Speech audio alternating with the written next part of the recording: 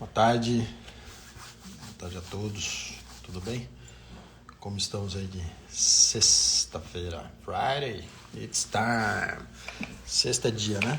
Sempre dia de tudo, né? Dia de diversão e dia da nossa resenha, do nosso bate-papo, né? A galera chegando aí, daqui a pouco o Burinão aparece aí. Hoje a gente vai falar um pouquinho de gordura, né? Geralmente a visão de gordura que a gente tem é uma visão pejorativa, né? Geralmente a gordura é a doença, né? E não a algo favorável, né? Fala aí, meu. E Pai, você? tudo bom? Então, eu tava falando aqui que geralmente, bom, hoje o assunto é interessante, é gordura, né? Falar gordura de maneira geral, geralmente as pessoas associam gordura à doença, né? E não necessariamente aos aspectos essenciais da função da gordura. Eu achei interessante essa abordagem. Gordura no corpo, né? Gordura no contexto de saúde, gordura no contexto de desempenho, né? De performance, né? Acho que é um assunto de extrema valia, bastante interessante aí, para a gente ter esse privilégio aí na interação contigo, né? Então eu sei que você escreveu, pelo menos eu lembro de um capítulo, né? Tá em inglês, lógico, né? Mas a importância da gordura no desenvolvimento, né, cerebral, né? Você sempre enfatiza os primeiros 1000 dias de vida são fundamentais, né, no sentido da projeção da vida inteira de uma criança, né, de um feto ou de um indivíduo da nossa espécie, né? E nesse sentido desses primeiros 1000 dias, a importância das gorduras, no aspecto nutricional, nutritivo, né? E aí você pode ter liberdade de dividir as gorduras e a ideia é a gente dar esse start, né? Parece que você gosta de ômega 6 nessa fase, né? Nós estamos juntos aí. Tá ok. Muito bom. Eu só espero que o pessoal esteja bem sentado, né? E aberto a receber algumas coisas diferentes do que eles estão habituados. Porque eu vou falar bem da gordura. Gordura é do bem, certo? Eu começaria dizendo o seguinte, que tem, tem dois riscos que ameaçam a sobrevida, que ameaçam o desenvolvimento, a vida de modo geral. Um é a falta de energia e o outro são os agentes biológicos, os parasitários e agentes infecciosos. Então, a primeira, você tem que ter estoque de energia para todas as atividades do organismo, todas dependem de energia. E no segundo, você tem que ter defesa. E, coincidentemente, a sua defesa depende da energia. Se você não tiver um suporte energético, se você não tiver um balanço energético positivo, você não tem imunocompetência. Todas as suas células de defesa, elas funcionam na base de energia, como todo crescimento e desenvolvimento. E quando você raciocina, bom, muito bem, então vamos lá, energia. Ela vem da onde? Evidentemente, ela vem de dentro para fora, não é de fora para dentro. Nós não fazemos fotossíntese. Somos diferentes das plantas, certo? Nós temos que gerar energia. E a gente gera energia a partir do quê? A partir de cadeia carbônica. Então, a partir de 2 carbonos, que é o acetato, você já está gerando energia, que é o caso do álcool, certo? O etanol, ele dá o acetato e produz rapidamente energia. Depois, 3 carbonos, 4 carbonos, que são os ácidos graxos de cadeia curta. Aí você tem 8 carbonos, até 12 carbonos, que são os ácidos graxos de cadeia média. Depois, 16 carbonos, que é o ácido palmítico, que já é um ácido de cadeia longa, um ácido graxo de cadeia longa. Depois, você vai 20, que são os eicosapentenoicos, EPAs. E 22 carbonos, docosa hexaenoico, DHA, certo? Então, na realidade, o suprimento energético é em função do carbono, em função da quantidade de carbono. Quanto maior a quantidade de carbono, maior a molécula lipídica, maior é o seu potencial energético, tá? Lembrando também que toda produção de energia a partir de gordura, ela é oxidativa, então depende do oxigênio, certo? Então nós precisamos ter um metabolismo aeróbio, certo? Uma Bom, colocação, uma coisa é o aspecto energético que você está citando, né? A importância dos carbonos na cadeia carbônica gerando energia, principalmente no contexto oxidativo, como você citou agora, né? Sendo a gordura a principal fonte energética, né? Outra coisa é o aspecto metabólico também, né? As possíveis repercussões, no caso você citou os de 20 carbono, né? O de 20 e de 22, né? Icose e docosa, né? E quando a gente fala de via oxidativa, é interessante a gente enfatizar aí a situação de repouso, né? Porque durante o exercício, conforme a característica do exercício, a via principal de utilização de fonte energética não necessariamente, né? Quando for em alta intensidade, as custas de gordura, né? exatamente. Então, em outras palavras, a intensidade do exercício vai na contramão da oxidação de gordura, certo? Porque aumentando a intensidade do exercício, você diminui a aerobiose, né? Então, você faz o switch, você desliga o botão da gordura e passa a depender de carboidrato, que o carboidrato é o único que consegue produzir energia na ausência de oxigênio, certo? Então, isso daí já mostra que, na realidade, você não queima gordura quando você faz o exercício de alta intensidade. Não é durante o exercício que você vai queimar essa gordura. Mas, Posso. depois, o organismo tende a repor a energia gasta a partir de um processo oxidativo, utilizando gordura, certo? Então, Sim, voltando. Então, só voltando, fazer né? uma Então, aqui, posso? fala, fala.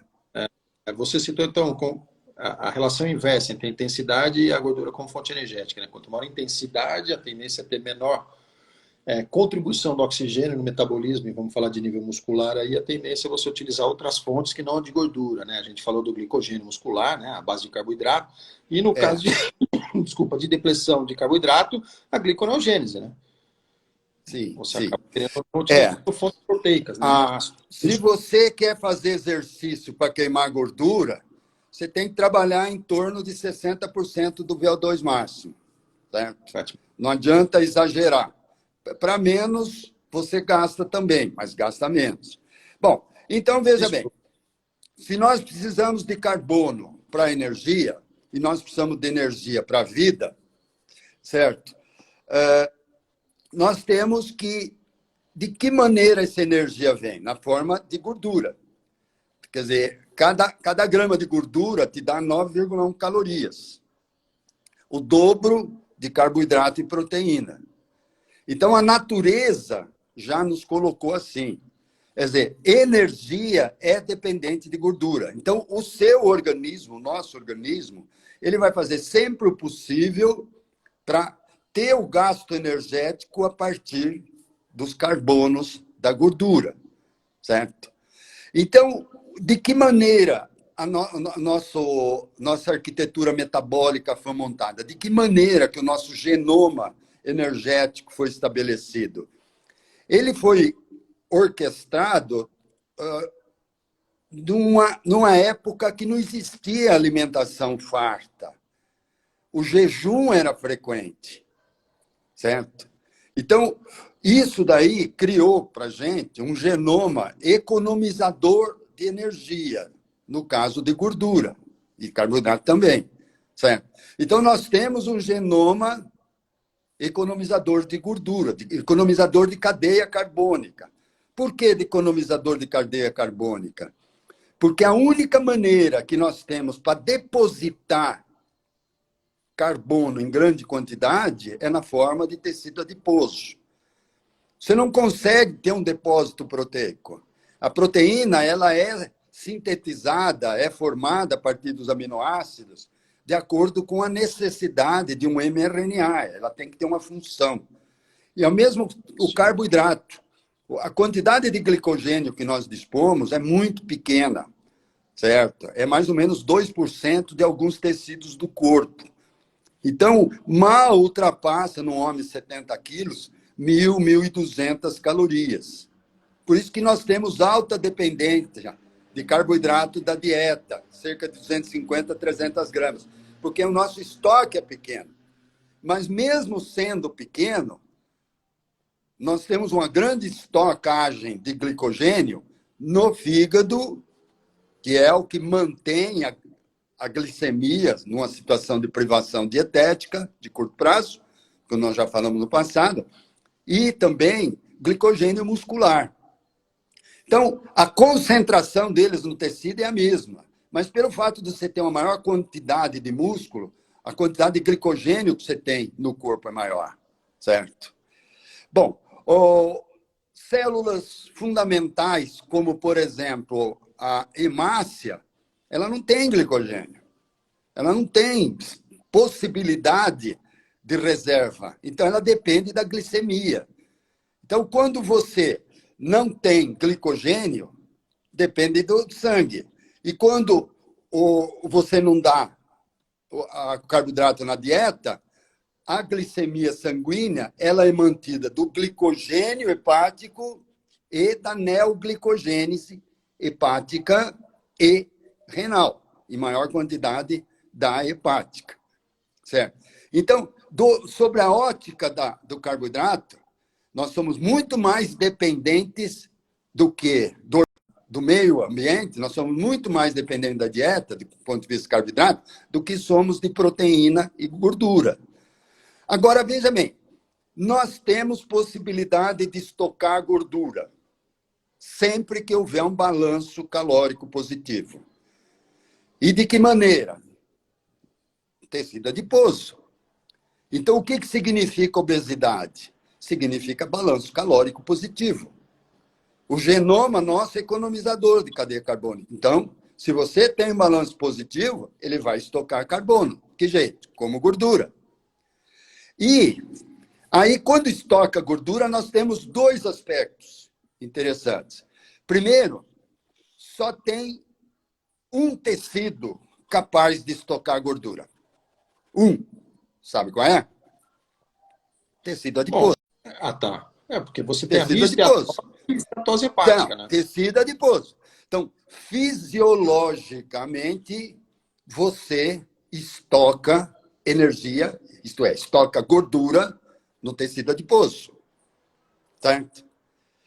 Bem, e quando a gente extrapola a quantidade, extrapola o balanço calórico positivo, aonde que a gente pode formar essa gordura? Em órgãos. Então, você tem a esteatose hepática e a mioesteatose. Nenhuma das duas é fisiológica. Todas as duas são patológicas. Porque se você tem facilidade em estocar energia na forma de gordura, você tem muita dificuldade em mobilizá-la. Porque, veja, se você fica com balanço calórico positivo por muito tempo, o que vai acontecer com os seus adipócitos? Eles vão enchendo. Então, de pré-adipócito, eles vão para adipócito maduro. Certo? Como que a gente esvazia adipócito? Bom, você pode esvaziá-lo de maneira endócrina, via lipoproteína lipase, hormônio sensível, que é ativada pelo AMP cíclico, certo? E você pode esvaziá-la de uma maneira celular, com os macrófagos. Os macrófagos vão e chupam o excesso de gordura dos adipócitos turgecidos. Veja, mas nós temos macrófagos em quantidade limitada. Então, quando os macrófagos não conseguem dar conta, eles mandam uma sinalização para a célula circulante, para os monócitos. Então, os monócitos adentram tecido adiposo e se transformam em macrófagos. Quer dizer, essa concentração de célula e essa ação de fagocitose traduz um processo inflamatório. Tá? Então, quando a gente tem uma obesidade que transcende a capacidade do hepatotócito de estocar gordura, nós temos um processo inflamatório. Então, a obesidade é uma doença inflamatória. intensa? Não, inflamação média, certo? Agora, se você pega, isso não é diferente no fígado, entende? Não é diferente no músculo. Se você acumula gordura, né, você também vai ter esse processo de resposta de fagócitos, certo? E nesses órgãos, essa resposta ela é traduzida como resistência insulínica. Então, esse processo inflamatório, pelo acúmulo exagerado ou até resulta em um processo inflamatório e resistência à insulina. Tanto a mioesteatose como a esteatose hepática são resistência insulínica. Então, aí você passa a ter duas coisas. Você passa a ter inflamação e passa a ter resistência insulínica. Quer dizer, no meio campo aí, a gente não sabe se vem antes ou depois, a gente não sabe quem é o ovo ou a galinha, tem o estresse oxidativo. Certo? Inflamação anda de braço dado com estresse oxidativo. E tanto inflamação como estresse oxidativo, como acúmulo de ácido ectópico de ácido graxo, são fatores anti-insulinêmicos, que provocam a resistência insulínica. Tá? Bom, veja bem, então vamos falar de fígado especial, né? Fígado. O fígado tem uma tolerância a depósito de gordura? Tem. O fígado tem, porque o fígado tem uma capacidade de resposta, além de oxidativa, ele tem uma capacidade de resposta ao excesso de triglicerídeo pelas VLDL, pelo transporte. Então, formou, não usou, ele se livra da gordura via VLDL, certo? Mas de que maneira ele se livra, né? Bom, se tiver depositado na forma de triglicerídeo. Então, a nossa forma de depósito de gordura, né, é na forma de triglicerídeo. Por que triglicerídeo? Porque se você tem a opção de formar de outras formas, como, por exemplo, a ceramida. Se em vez de triglicerídeo você deposita ceramida, aí você ferra tudo. Aí você tem, com certeza, mais resistência insulínica, mais estresse oxidativo e tem mais esteatose hepática. Então, o triglicerídeo é do bem, é a forma de depósito, certo? É do bem. Agora, a ceramida não. A ceramida, ela leva a processos fisiopatológicos. Bom, então, de que maneira? Eu falei para você que a gordura que sai do tecido adiposo em excesso, quer dizer, o ácido graxo, né, produto da lipólise periférica, se liga à albumina, porque a gordura, o nosso sangue é água, né? 90% é água, então não pode soltar a gordura na água que ela não se mistura. Então, ele se liga à albumina e dessa forma vai para os tecidos, para o músculo, vai para o fígado, onde a albumina entrega esse ácido graxo para ser esterificado ou metabolizado. De uma maneira semelhante, a gente tem no meio ambiente por aproveitamento de gordura. Então, a maior parte da gordura que nós ingerimos, certo? Está na farmácia, o triglicerídeo, certo? Mas existe também gorduras com ligação éster com álcool, por exemplo, colesterol. Então, sempre que você ingere colesterol, ele está ligado a um ácido graxo. Quando tem um fosfolipídico, tem um ácido graxo com ligação com ligação éster com ácido fosfórico. Entende? Então, a gordura nunca está sozinha para entrar no organismo, porque ela é inimiga da hidrossolubilidade. Então, você sempre tem problema de coagulação, de difusão dela. E quando você ingere, então, o que seu organismo vai fazer? Ele vai, primeiro, tentar separar essa gordura e vai tentar dissociar ela nessa ligação éster. Então, você tem a lipase pancreática, que é uma esterase.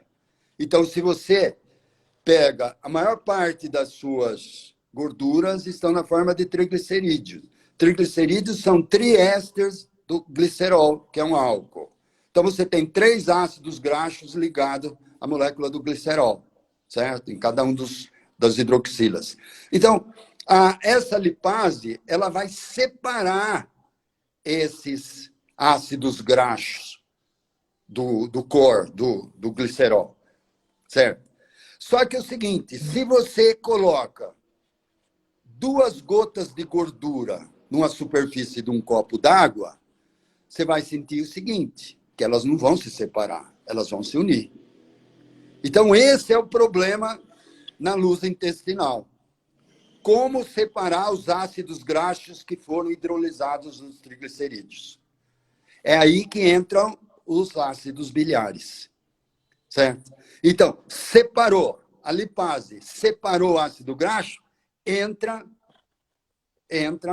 um ácido biliar, impedindo que ele volte a se unir ao glicerol, certo? Isso é chamada emulsão. Emulsão. E o produto disso são chamadas micelas. Por isso que é importante o ácido biliar na absorção de gordura, certo? Porque ele facilita. Então, existe na contramão, existe os inibidores dessa lipase, e aí você tem esteatorreia, você elimina gordura nas fezes, que além do mau cheiro, dá uma desnutrição violenta, com hipoalbuminemia e tudo que a albumina transporta, hipocalcemia, hipomagnesiemia, né? Dá um monte de coisa, uma desnutrição estrepada, certo? E aí, quando você absorve, né? Então você tem a micela, que é absorvida, e dentro do enterócito, dentro da célula intestinal, acontece o processo inverso. Então, volta. O ácido graxo volta a se ligar com o glicerol, formando o triglicerídeo. Só que é o mesmo glicerol? Não, não é o mesmo glicerol. Esse glicerol do interior da parede do enterócito, ele é proveniente do metabolismo da glicose. Então, de certa maneira, a célula sanguínea precisa do carboidrato, precisa do metabolismo glicídico para poder absorver. E aí, na hora que vai absorver, você tem 2 vias, né? Porque como você recompôs no interior da célula intestinal aquilo que praticamente você ingeriu, então você recompôs um ácido graxo de cadeia curta, média, longa, certo? Então, o tamanho da cadeia carbônica vai dizer de que maneira ele vai ser absorvido para a circulação sistêmica. Os ácidos graxos de cadeia curta, eles são oxidados no local, pelo enterócito. Os ácidos graxos de cadeia média, eles também entram na circulação, de uma circulação porta, né, mesentérica e porta, ligando-se diretamente à albumina. Os ácidos graxos de cadeia longa, eles se ligam ao quilomicron, certo? Formam, então, essa micela, essa partícula que tem uma carapaça proteica e a gordura no seu interior, que sobe pelo linfático. Sobe pelo linfático e depois ela é distribuída no organismo pela lipoproteína lipase, que tem no endotélio vascular, certo?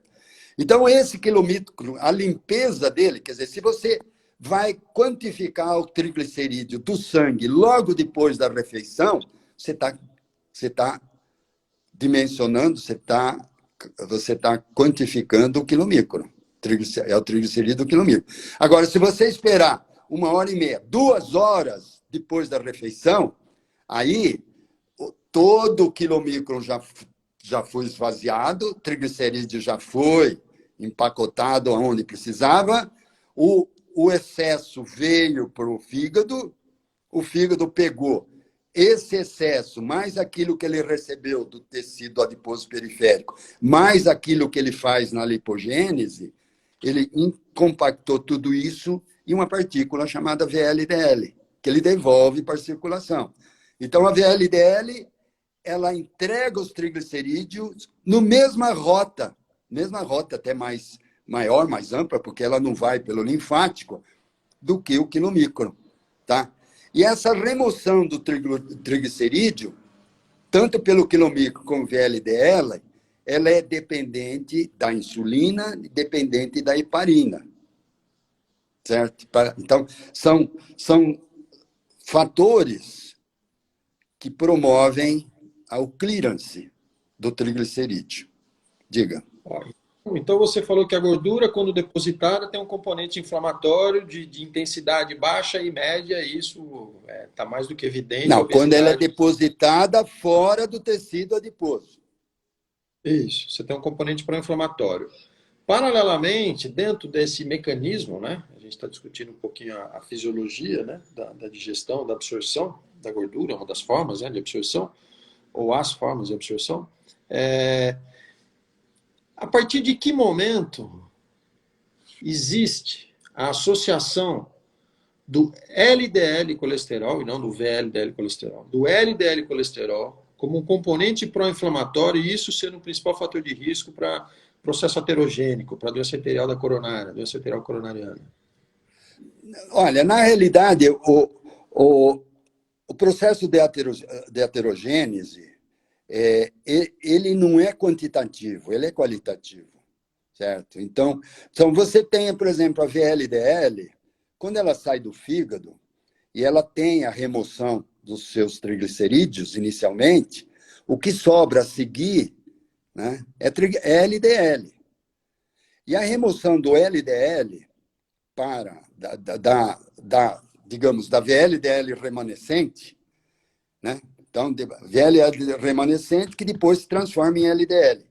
Porque, na realidade, é a mesma partícula. Ela sai do fígado, é a mesma partícula, VLDL. Mas, à medida que vão sendo retirados os lipídios, ela tem a modificação da densidade. Então, ela sai de very low density para low density lipoprotein, certo? Então, nesse momento, quando saem os triglicerídeos, há predominância de colesterol, tá? Então, esse colesterol, ele tem duas opções. Ou ele é removido por endocitose, né, das células periféricas, não fígado, células periféricas, que tem o receptor para ApoB100, certo? Então, endocitose, quer dizer, a partícula inteira do LDL é clau, é retirada da circulação. É diferente da VLDL, a VLDL continua circulando. Quer dizer, a lipoproteína lipase vai chupando o triglicerídeo, vai esvaziando ela. Agora, a LDL não é clau. Agora, essa VLDL, né, ela tem condições, além de se transformar em LDL, ela tem condições de transferir o seu colesterol para outra partícula, que é a HDL, certo? Que a HDL é o que faz o transporte reverso. A LDL leva o colesterol para a célula periférica. A HDL remove o excesso de colesterol da célula periférica e também da VLDL, né? E traz de volta para o fígado. Tá, se a gente for falar de composição, VLDL, o teor maior é de triglicerídeo, ou triacilglicerol, e o menor teor de colesterol. De VLDL, Very Low Density Lipoprotein, para LDL, Low Density, o teor de triglicerídeo diminui e aumenta, lógico, a proporção do colesterol. Isso pode ser que culmine com sinalizações pró-inflamatórias, tá? E a diferença do LDL para o HDL em relação à composição de triglicerídeo e colesterol? Não, o HDL não tem triglicerídeo. É só colesterol? E o LDL tem muito pouco, tem muito pouco. O que eles têm é colesterol. O LDL, ele é um receptor de colesterol, porque ele tem uma enzima chamada lecitina colesterol aciltransferase, que é a LCAT, que ela faz a esterificação. Então, o HDL ele recebe o colesterol livre do LDL ou do tecido periférico e ele esterifica o colesterol. Então, ele tem a maquinaria completa.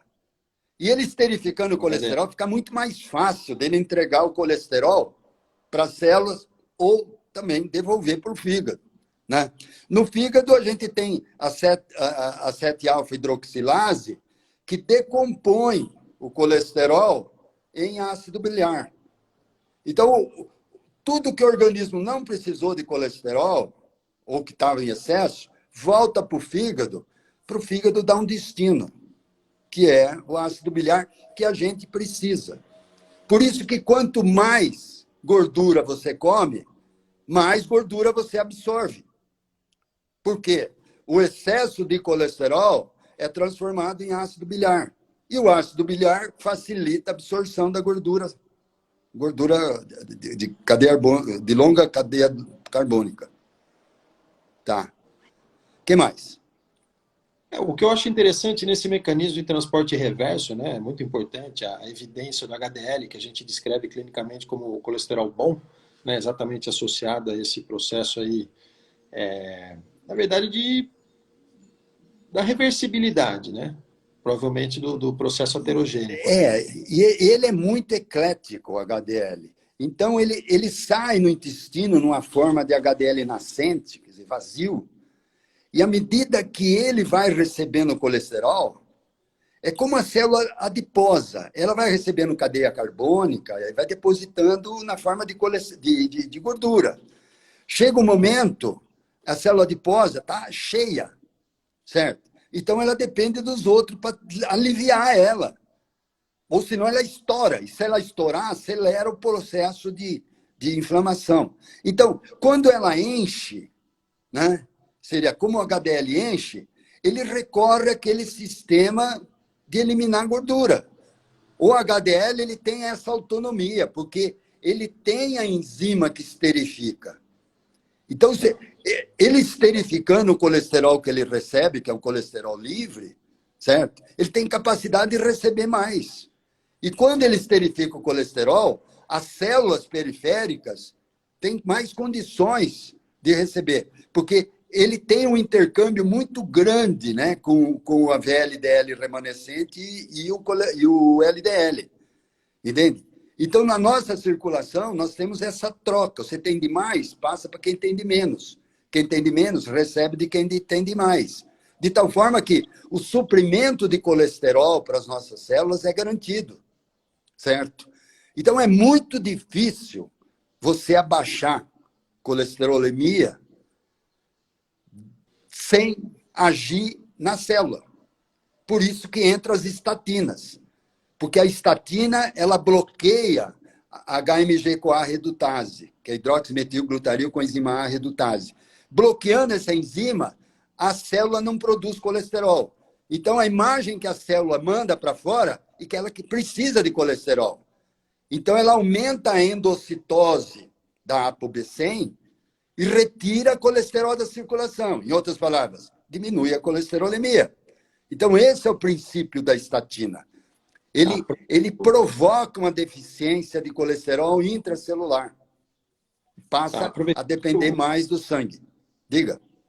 Isso que você está citando, na verdade, né? Um dos mecanismos envolvidos no possível controle do colesterol é inibir a síntese, né? Via HMG-CoA. Não, veja, é o único. O outro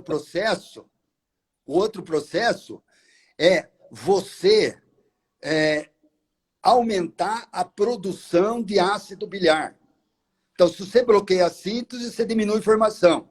Agora, se você diminui a reabsorção do ácido biliar, você estimula a 7-alfa-hidroxilase, você aumenta o catabolismo do colesterol hepático. Como você faz isso? Você faz isso com fibras alimentares, particularmente a fibra insolúvel, certo? E também a colestiramina, que é um pó, um giz, uma resina, né? Então, isso aí, ela quela o ácido biliar, então ele não volta no ciclo enterohepático, ele é eliminado nas fezes. Então, o fígado recebe a informação que precisa fazer mais ácido biliar. Então, ele cataboliza mais colesterol, entendeu? São os dois mecanismos de abaixar a colesterolemia, diminuindo a síntese celular e aumentando a excreção de ácido biliar. Tá, vamos ao raciocínio, continuando. Uma das possíveis maneiras de inibir a síntese de colesterol é inibindo a HMG-CoA, como a estatina faz. Uma outra maneira você manter o controle da dislipidemia é otimizando a oxidação das gorduras como fonte energética, via dieta, vamos colocar exercício, no sentido de oxidação. Tá? A diferença entre o controle do perfil de colesterol sanguíneo, se for inibindo a síntese, através da medicação, você tem um efeito colateral que inibe, para não falar degrada, a estrutura, a integridade da musculatura esquelética. Então, você inibe a síntese e você perde o potencial de utilizar o que existe de gordura como fonte energética através do exercício, por exemplo. E a outra conduta, via oxidação, é via exercício físico. Se você for ponderar sob a ótica biológica o que é mais deletério ao paciente, ou na contrapartida, qual seria a estratégia mais efetiva? E assim otimizar a utilização como fonte energética. Pensando em dislipidemia só, tá? Bom, veja bem. São duas coisas distintas. Sim. Quando você fala do colesterol é um álcool. Sim. Ele é produzido a partir do acetato, como a gordura, mas ele tem uma característica que é o seu núcleo, que é o ciclo pentano-perido-fenantreno. Esse núcleo do colesterol, uma vez formado, ele não é destruído pelo nosso organismo. Ele não é catabolizado. Esse núcleo é utilizado pelo ácido biliar, como mencionei, ele é utilizado por todos os corticosteroides, ele é utilizado pela vitamina D, entende? Então, a maneira de você eliminar esse núcleo do organismo é fazendo conjugação hepática com inativadores, com glicoronato ou com sulfato.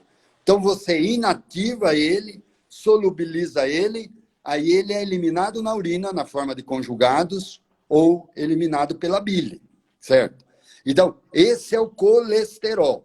O exercício não vai mexer com o colesterol.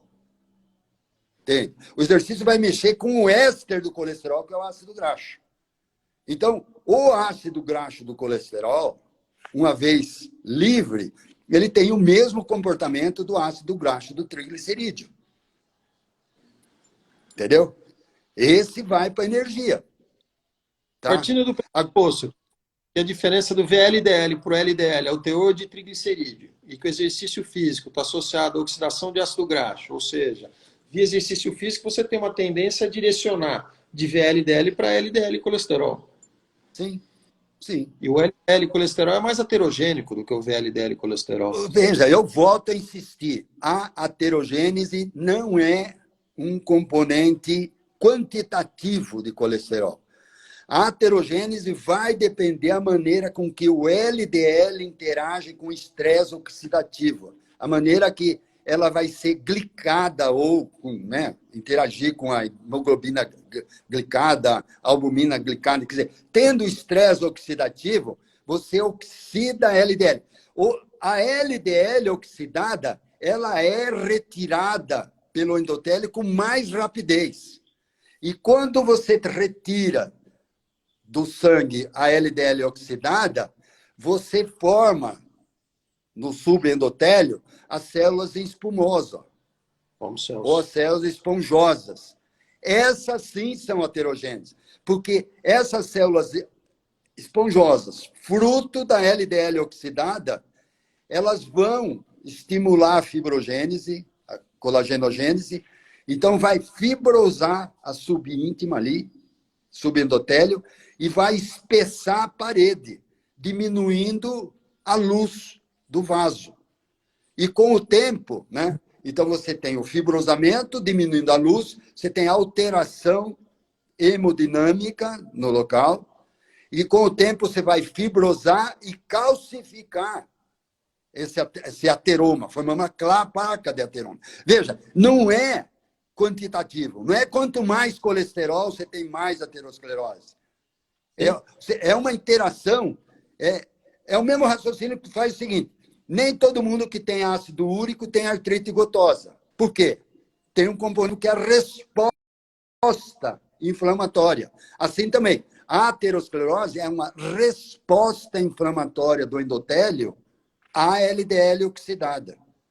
Não depende da quantidade, é qualitativo. Assim como HDL, né? Ó, ó, HDL1, 2. espero que eu espero que o Rodrigo Gibi esteja assistindo aí e me ajude, né? O Gibinha é dor de cotovelo no gogó dele. Esses vasculares aí, vou te falar, É, viu?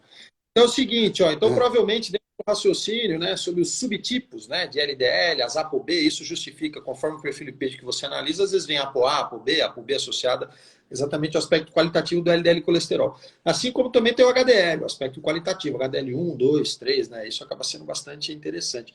Sobre as Pois é, fibras, esse aí. acaba sendo... Pode falar, pode falar. Bom, veja bem, todas elas, né, todas essas partículas, como eu falei, não existe gordura solta no sangue. Ela tem que estar sempre ligada a uma proteína para aumentar a sua solubilidade. E todas essas partículas que nós mencionamos, certo?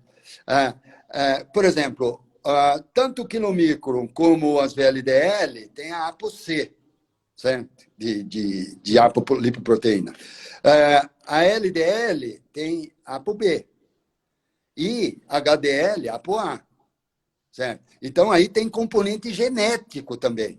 Eu tenho HDL baixo, certo? Por quê? Eu tenho um componente genético. E o seu irmão Caio também tem HDL baixo, certo? Então, nós temos uma característica genética para isso, O meu é certo? alto. Então, O tem. meu é alto. Bom, aí, veja bem. Então, você tem esse componente genético da ApoA, né? Tá? Etc.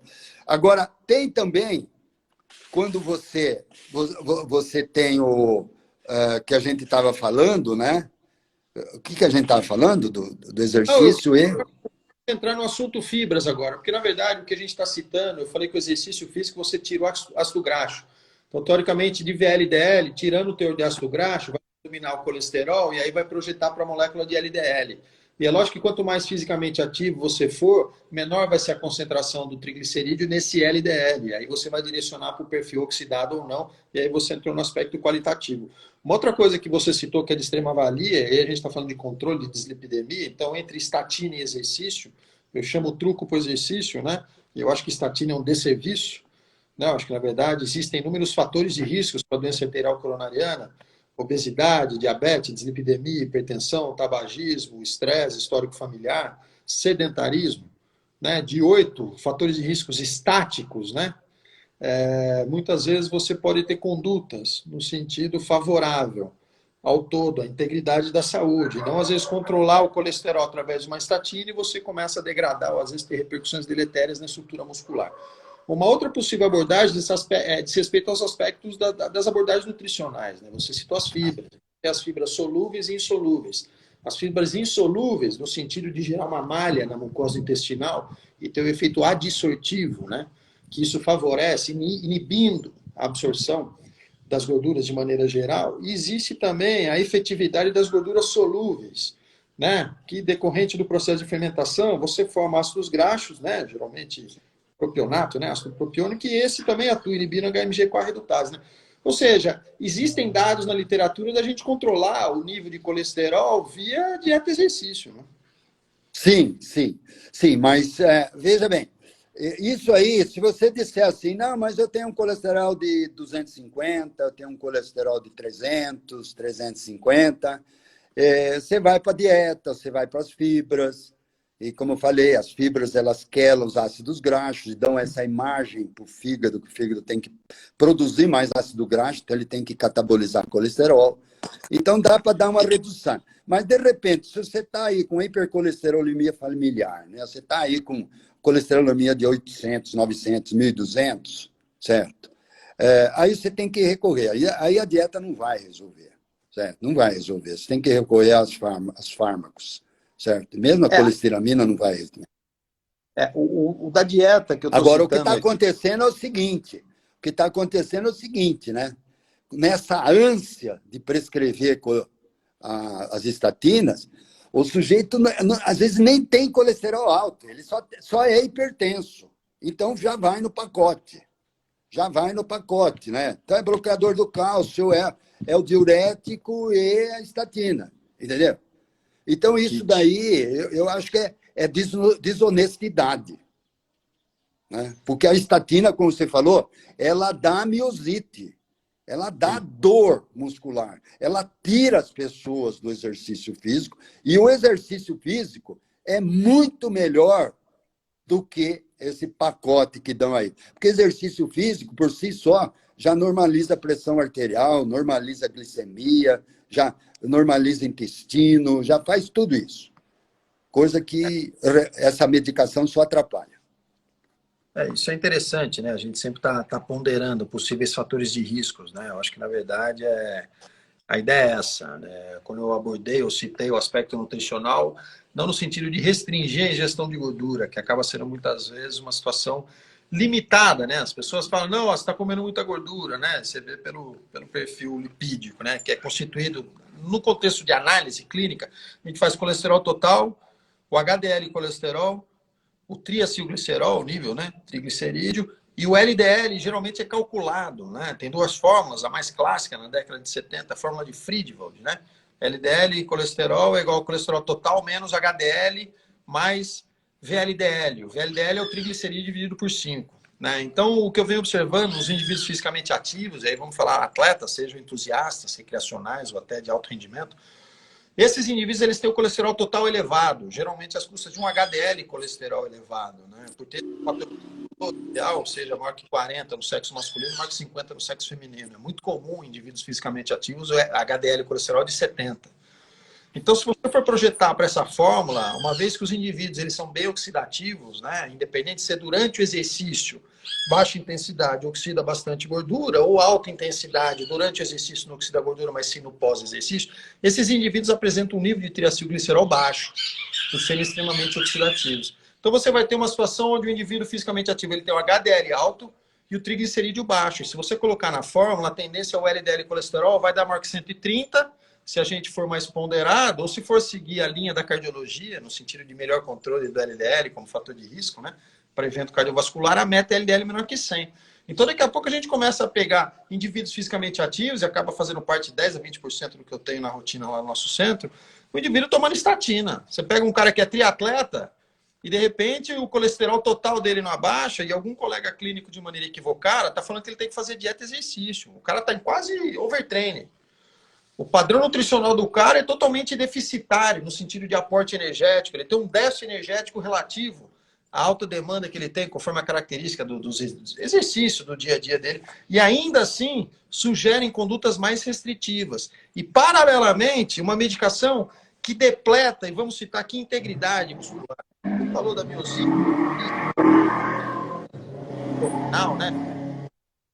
A rabdomiólise, existe o processo relacionado à hepatite, né, também, que não é raro em relação à estatina, né? Então, acho que, na verdade, quando a gente vai projetar agora, nesses últimos 12 minutos, a aplicabilidade do colesterol na prática desportiva, isso, né? A gente tem propriedade de saber fazer a leitura desses indicadores nível sanguíneo de como esse organismo está reagindo. E um outro cenário, e aí eu acho que você tem uma expertise, você falou do ciclopentoxifenilfenantreno, né? Que, querendo ou não, acaba sendo o core das moléculas derivadas do colesterol, que a gente descreve como esteroide.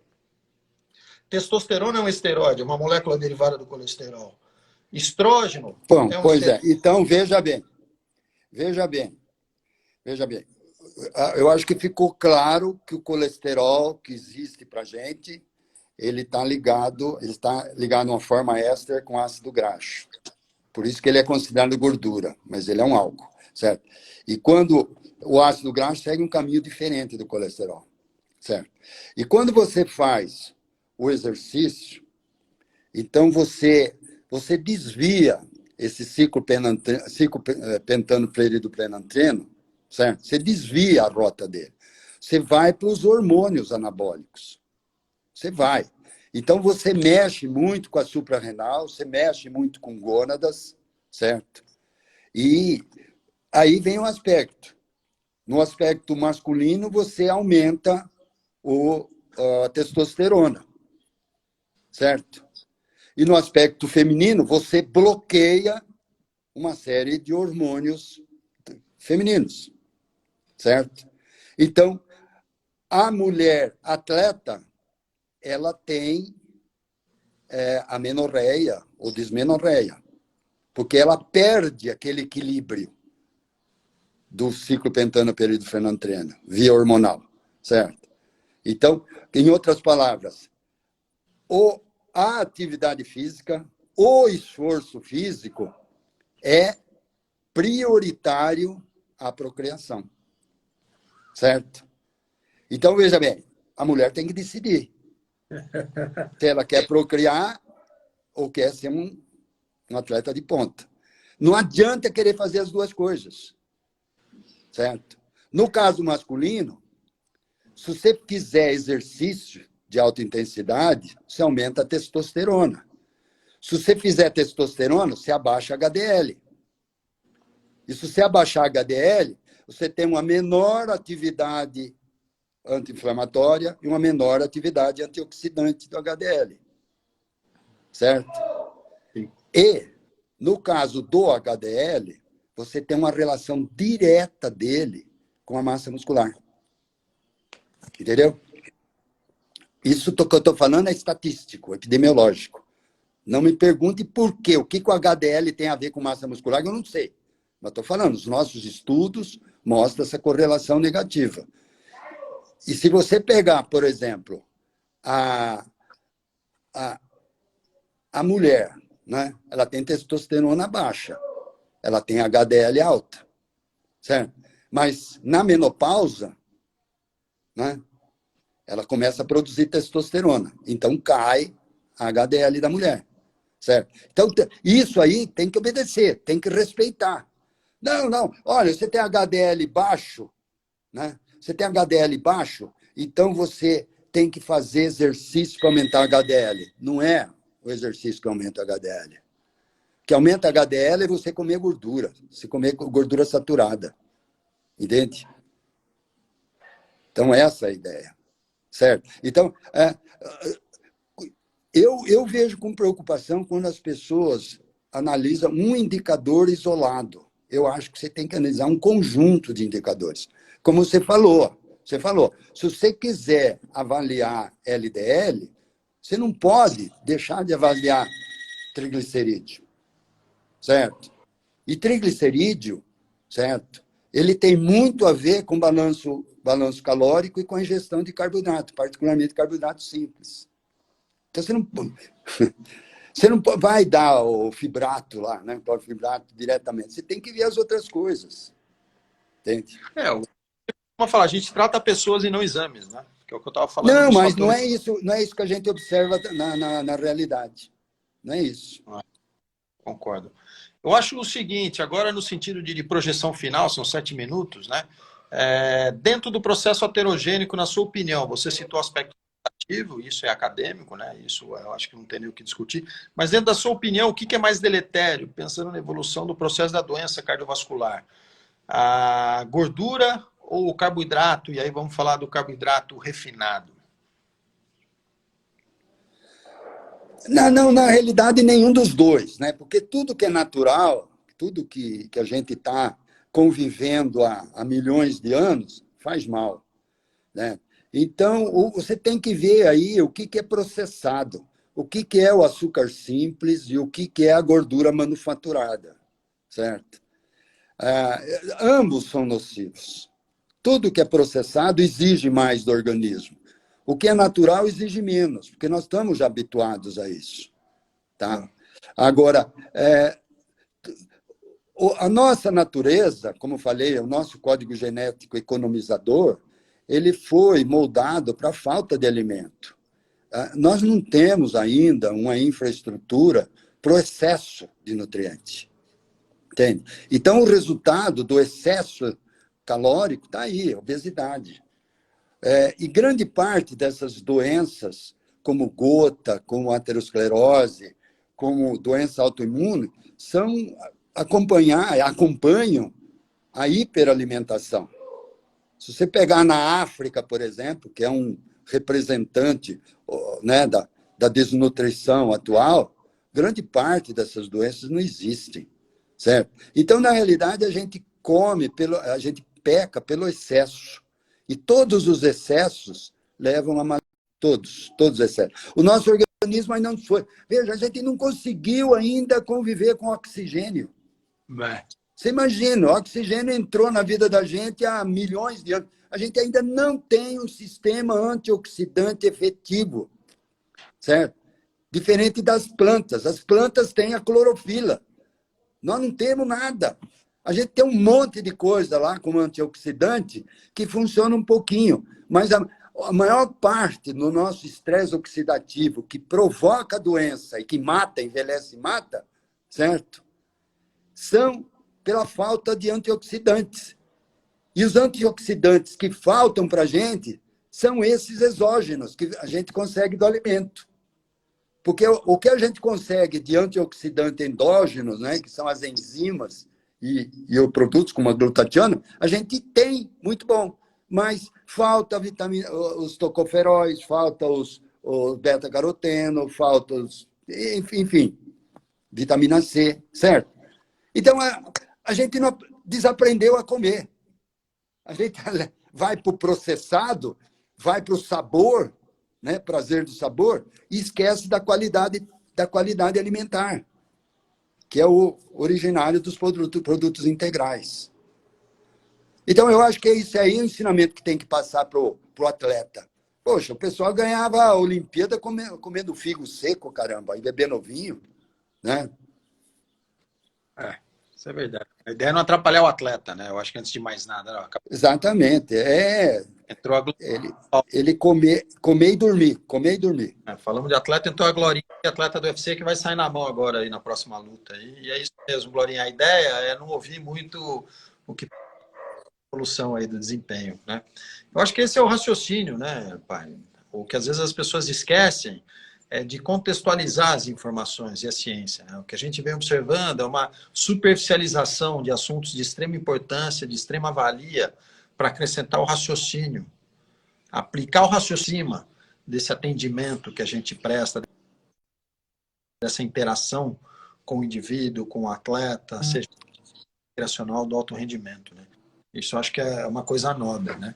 A projeção para a semana que vem, a semana passada e a retrasada a gente falou de proteína, essa a gente falou um pouquinho de gordura, né? Lógico que são assuntos de difícil realmente esgotamento, né? A gente não consegue ir até o fim, né? Todos esses nossos bate-papos, eles têm ficado ali, né? No perfil do Instagram, as pessoas têm tido acesso, pra você ter uma ideia, para outra, às vezes nem todo mundo acompanha ao vivo, né? Mas de uma semana para outra a gente tem 1.500 a 2.000 pessoas, né? Querendo ou não, tendo paciência de ouvir a gente em um outro momento oportuno. Outro dia tinha uma colega que estava treinando, ouvindo a gente falar, né? Esse nosso bate-papo, né? Isso eu acho importante. Alguma projeção para a semana que vem que você ache nobre, ache interessante falar? Eu tenho uma tendência, você sabe, né, pai? A minha tendência é daqui a pouco começar a falar da parte onde a gente mistura os conceitos relacionados à situação do funcionamento em normalidade e em situações extremas, né? Em situações extremas a gente pode falar das patologias ou no caso do atleta, né? Eu acho que é de extrema valia aí você ter essa liberdade, né? Porque para mim é um privilégio, né? E na verdade é como se eu tivessem mais ouvidos do que só os meus, né? E é por isso que a gente tem esse modelo de interação de sexta-feira. É lógico que tem bastante gente pedindo para fazer todo dia, não dá para fazer todo dia. Você entendeu? De não, quebra-cabeça mas de sexta-feira é um bom quebra-cabeça. Eu acho que esse horário faz parte da dinâmica. Se você for ver nos últimos, o quê? As reuniões que a gente sempre teve, científicas, né? A gente, eu digo depois de 2002, né? Mas você tem há muito tempo. Há uma hora faz quantos anos que você faz essas reuniões diárias?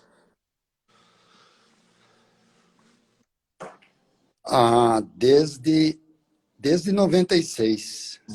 Então, quer dizer, eu acho que a ideia é essa.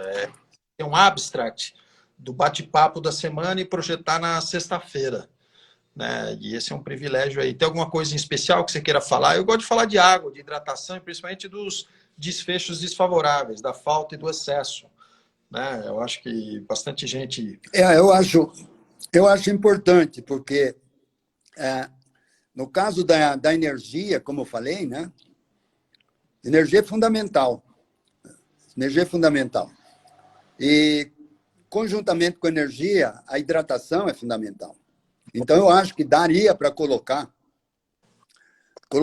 a minha fala em cima das suas colocações na hidratação, que seria o equilíbrio hidroeletrolítico, né? Tá, a gente fala sexta E que vem. depois, se quiser, você pode depois projetar para equilíbrio ácido básico também, hidroeletrolítico, ácido básico. Agora, o ácido básico já é interessante, porque foge um pouco da água, né? É bem Então, interessante. você veja aí a sequência que você queira. Vamos projetar a hidratação e aí, de repente, a gente coloca algum carbono Tá? junto com o líquido, né? Faz uma água aí com Então carboidrato, com já proteína. tá virando Gatorade isso daí. Tá, e a gente interage então na próxima sexta sobre isso, e na outra a gente fala de equilíbrio ácido-base, que é um assunto muito importante, muito divertido, né? Principalmente para quem gosta de estudar ciência do esporte. Aí. E fala, no equilíbrio ácido básico, fala o pessoal aí preparando as questões sobre beta-alanina, né? E a dose. Maravilha, então, pai. 12 e 1. Bom te ver, tamo junto aí. Precisando, avisa, tá bom?